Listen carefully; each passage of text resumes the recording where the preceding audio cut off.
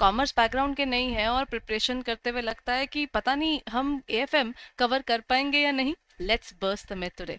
Can a non commerce banker clear JIB AFM? Let's talk about it in detail now. AFM एक ऐसा subject है जो कि आपका अकाउंटिंग की फील्ड से लिंक्ड है और आपकी बहुत ज़्यादा स्पेशलाइज सब्जेक्ट है, अग्रीड। लेकिन व्हाट इफ आई से कि अगर आप बेसिक्स प्रॉपरली क्लियर करते हैं तो आप भी उसी लेवल पर पहुंच जाते हैं जो कि कॉमर्स के स्टूडेंट्स जिन्होंने बहुत पहले छोड़ दिया होता है, बिकॉज ऑब्वियसली ग्रेजुएशन के बाद बैंकिंग में आ गए, वो सब कुछ छूट जाता है। सो आप लोगों के लिए भी वो चीज़ वैसी ही बन जाती है जैसी उनके लिए होती है। सो बेसिक्स सबको पढ़ने हैं, तो इसके बेसिक्स कहाँ से कवर करने हैं? मॉड्यूल ए से कवर करने हैं। मॉड्यूल ए के first 6-7 chapters is all about basics. But remember one thing, जब आप कोई चीज़ नई लर्न कर रहे हैं जिसका आपको कोई पीछे का बेस नहीं है, लिख कर जरूर देखिए। इट डजेंट मैटर आप यूट्यूब से पढ़ रहे हैं, आप अपना खुद से पढ़ रहे हैं, मैकमिलन बुक से पढ़ रहे हैं, बट मेक श्योर आप जब भी पढ़ने बैठे एक पेंसिल, एक पेन और बाद में आगे आते हुए एक कैलकुलेटर हमेशा अपने हाथ में रखें, ताकि आपके पास एक नोटबुक भी हो जिसके अंदर आप सब कुछ लिखते चलें। अगर आपको लूज शीट्स पसंद है तो लूज शीट्स पर अपने नोट्स बनाएं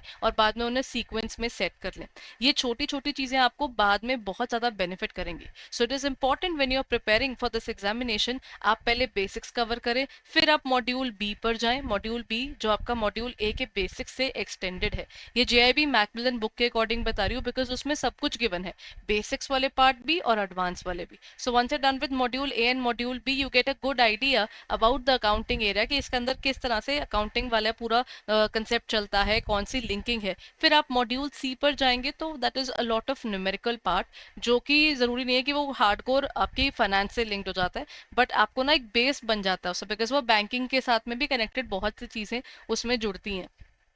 सो अगर मॉड्यूल सी में किसी एक पॉइंट पर आकर हैवी लगने लगे तो स्विच टू मॉड्यूल डी, क्योंकि उसमें इनकम टैक्स है, जीएसटी है, जो आप सबके लिए इक्वली ही हो जाता है और वो आपको हेल्प भी करता है एक रिफ्रेश मोड जाने में और अच्छे से पढ़ने में।